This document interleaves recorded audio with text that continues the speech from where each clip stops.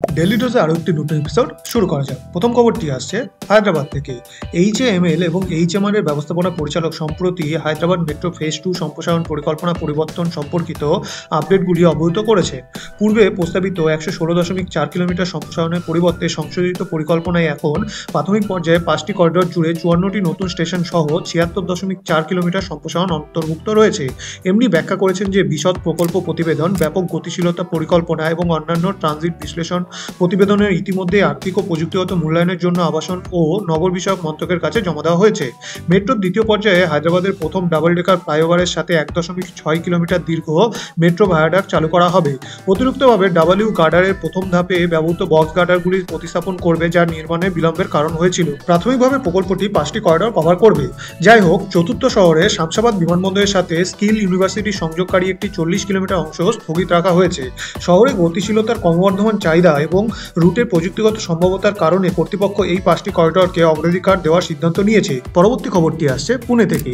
একটি আশ্চর্যজনক উন্নয়নে Pune smart city development corporation আগামী 5 বছরের জন্য অ্যাডাপটিভ ট্রাফিক ম্যানেজমেন্ট সিস্টেম পরিচালনা চালিয়ে যাওয়ার সিদ্ধান্ত নিয়েছে।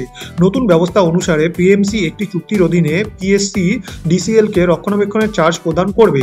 পিএমসি এর সহযোগিতায় পিএসসি ডিসিএল দ্বারা চালু করা এটিএমএস ট্রাফিক সিগন্যালগুলিকে সিনক্রোনাইজ করে, যা পুনেতে যানজট কমানোর লক্ষ্যে এবং একটি শহরের স্মার্ট পরিকল্পনা উদ্যোগগুলির একটি গুরুত্বপূর্ণ উপাদান হিসেবে বিবেচিত হয়।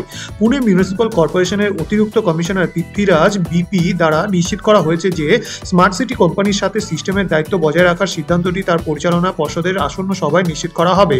প্রাথমিকভাবে স্মার্ট সিটি উদ্যোগ এটিএমএস তদারকি করেছিল, তবে স্মার্ট সিটি প্রকল্প বাতিল করার কেন্দ্রীয় সরকারের সিদ্ধান্তের পরে প্রকল্পটি পিএমসিতে স্থানান্তরিত করার প্রক্রিয়া শুরু হয়েছিল। এটি পরিবর্তিত হয় যখন কেন্দ্রীয় সরকার স্মার্ট সিটি প্রকল্পের সম্প্রসারণ ঘোষণা করে, যা স্মার্ট সিটি কর্তৃপক্ষকে এটিএমএস পরিচালনার দায়িত্ব বজায় রাখতে নেতৃত্ব দেয়। পরবর্তী খবরটি আসছে আসাম থেকে।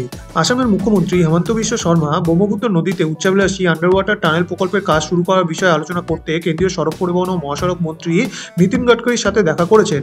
প্রস্তাবিত টানেলটি গহপুর এবং নুমালীগড়কে যুক্ত করবে, যা ব্রহ্মপুত্রের উত্তর ও দক্ষিণ তীরকে সংযুক্ত করবে।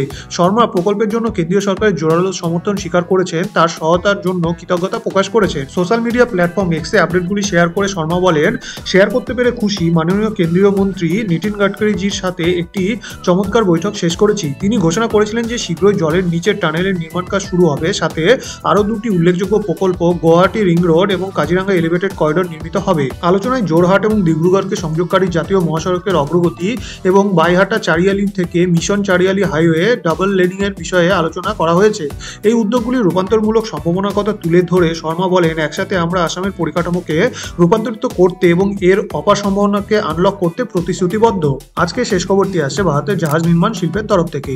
কারিগরি সহযোগিতা এবং যৌথ উদ্যোগ গঠনের জন্য ভারত সক্রিয়ভাবে দক্ষিণ কোরিয়ার শীর্ষস্থানীয় জাহাজ নির্মাতাদের সাথে জড়িত, যার মধ্যে রয়েছে HD Hyundai heavy industries, Hanwha ocean এবং স্যামসাং হেভি ইন্ডাস্ট্রিজ। এই প্রচেষ্টা ভারতের উচ্চাভিলাষী জাহাজ নির্মাণ নীতির অংশ, যা শীঘ্রই মন্ত্রিসভায় অনুমোদন পাবে বলে আশা করা হচ্ছে। বন্দর, নৌপরিবহন এবং জলপথ মন্ত্রকের সচিব রামচন্দ্রন সম্প্রতি দক্ষিণ কোরিয়া সফর করেছেন এর উন্নত জাহাজ নির্মাণের কৌশলগুলি অধ্যয়ন করতে এবং সম্ভাব্য অংশীদারিত্ব নিয়ে আলোচনা করতে। দলে ছিলেন যুগ্ম সচিব আর লক্ষ্মণ, কোচিন শিপইয়ার্ডের চেয়ারম্যান ও ব্যবস্থাপনা পরিচালক মধু নায়ার এবং ক্যাপ্টেন বিকে ত্যাগী, ভারতের শিপিং কর্পোরেশনের চেয়ারম্যান এবং ব্যবস্থাপনা পরিচালক। কর্মকর্তারা বৈঠকগুলিকে অত্যন্ত ইতিবাচক হিসেবে বর্ণনা করেছেন। দক্ষিণ কোরিয়ার শিপইয়ার্ডগুলির সহযোগিতায় দৃঢ় আগ্রহ প্রকাশ করেছেন। 2025 সালে মার্চ মাসে কেন্দ্রীয় মন্ত্রী সর্বানন্দ সোনোওয়ালের দক্ষিণ কোরিয়ার সফরের সময় আনুষ্ঠানিক চুক্তিগুলি প্রত্যাশিত। ইতিমধ্যে দক্ষিণ কোরিয়ার প্রতিনিধিরা ভারতের সাথে যুক্ত হয়েছেন, যার মধ্যে হানুয়া ওশান এক্সিকিউটিভরা জুলাই বৈঠকে যোগ দিয়েছেন এবং কোরিয়ার এক্সপোর্ট ইম্পোর্ট ব্যাংকের কর্মকর্তারা অক্টোবরে সামুদ্রিক অন্বেষণ করতে যাচ্ছেন। আজকের ভিডিওটি এই পর্যন্তই। আরও আকর্ষণীয় পরিকাঠামোগত খবরের জন্য লাইক, শেয়ার এবং সাবস্ক্রাইব বোতামটি টিপতে ভুলবেন না। শুভমস্তু।